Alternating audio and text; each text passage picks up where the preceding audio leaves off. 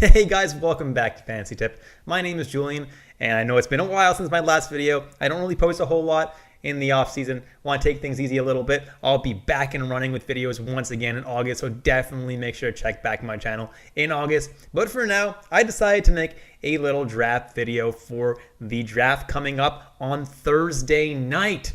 It's going to be a very exciting one considering that my Montreal Canadiens have the first overall pick. So I thought it'd be a fun little exercise for me to predict the top 20 picks of this draft. And I have done just that. Now, before we get started, please leave a like, subscribe, hit that notification bell, and follow me on Twitter at FantasyTipped. I'm going to be tweeting a lot, especially starting in August, for you guys to help you guys draft the best possible team for that upcoming fantasy season. Additionally, congratulations are in order for Stall Tactics, Thunderdome, and AK Fishnut 19 for absolutely crushing it in my playoff pool challenge. Congratulations to you guys, and I hope to see you in next year's pool as well. Let's jump right into the content, and let's start with Montreal Canadiens with that number 1 overall pick.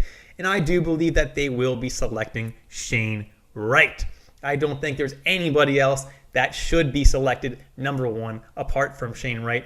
He is an absolutely incredible talent. A lot of people compare him to Bergeron. A lot of people compare him to Tavares. But he is a very, very good two-way player, and he will be a star in this league. Now, supposedly the Habs are debating between Wright, Slafkovsky, and Cooley.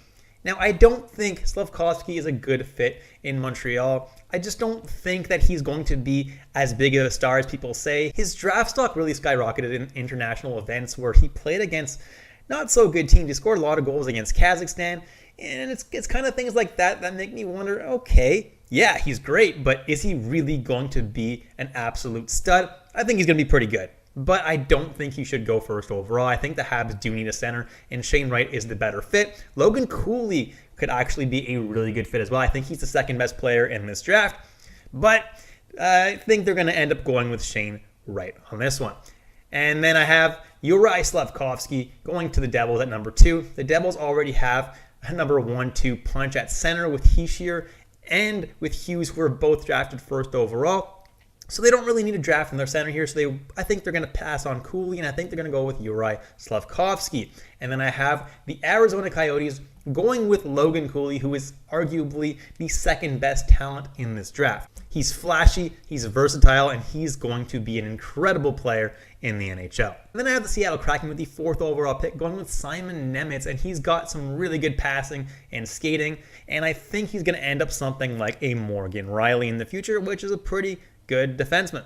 Then I have the Philadelphia Flyers drafting Cutter Gauthier at number 5, and he's been shooting up the draft rankings. He's the kind of guy who coaches absolutely love. He's great two-way. He's got a nice shot. He's really, really good on both ends of the puck. I don't think he's going to end up scoring a whole lot of points in the NHL, but he's going to be a really reliable guy, maybe a third or second line guy.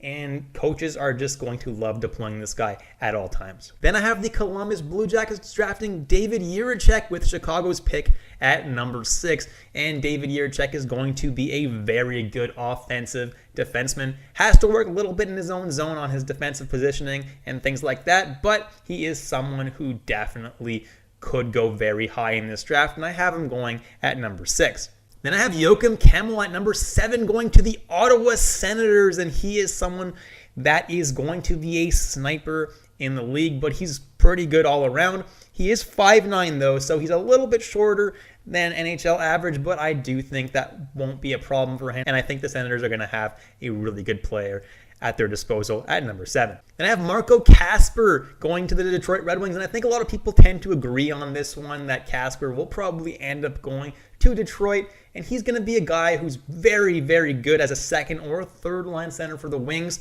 and he's someone who's fast and he's very good along the boards, makes a lot of smart decisions. I think that Kasper will be a very solid NHLer in the future, and if Yzerman drafts him, then even more likelihood that he's going to be great.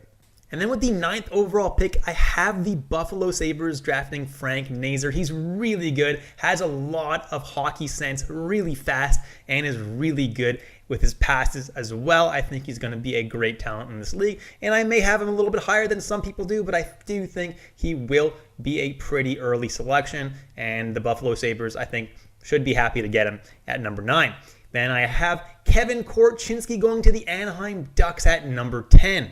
I think he's one of the best transitional players in this draft. Very good offensive defenseman. I think he's going to be really solid for the Ducks in the future. Then I have Matthew Savo. I don't have too much to say about him. He's an explosive skater. He's pretty solid all around. And I think Columbus should be pretty happy grabbing him pretty late at number 12. Then I have the New York Islanders selecting Pavel Mintyukov, and I didn't really see the Islanders drafting a defenseman, but if Mintyukov slips this far down the list, it's going to be hard to pass up on him. He's going to be a fantastic player. His puck handling, his hockey sense are amazing, and I think he's going to be a great power play quarterback in the future. And then I have the Winnipeg Jets at number 14 grabbing Connor Geekie, Morgan Geekie's brother, and he's someone who's huge. He's 6'4", and he's got really great passing and puck handling. But I'd like to see him use his size a little bit better on the ice. If he does, he could be a really solid player in the NHL. One of my riskier picks at number 15 for the Vancouver Canucks, I have them drafting Noah Oslund. And he's someone who's very, very talented. I think he's going to be a first-line, top power play kind of guy. I think he's got a lot of potential, and I think he will be a very, very good NHL player in the future. Then I have the Buffalo Sabres drafting Ivan Miroshnichenko at number 16. It's a bit of a riskier pick only because he was diagnosed with Hodgkin's lymphoma this season in March, which is really rough. And because of that, he did miss some time. And in order to recover, he missed some time, which is why his stock dropped quite a bit. But I think that Miroshnichenko can be a really solid player in the NHL. I think he can be as good as a top 6 player for the Buffalo Sabres, and they need some offense on their team.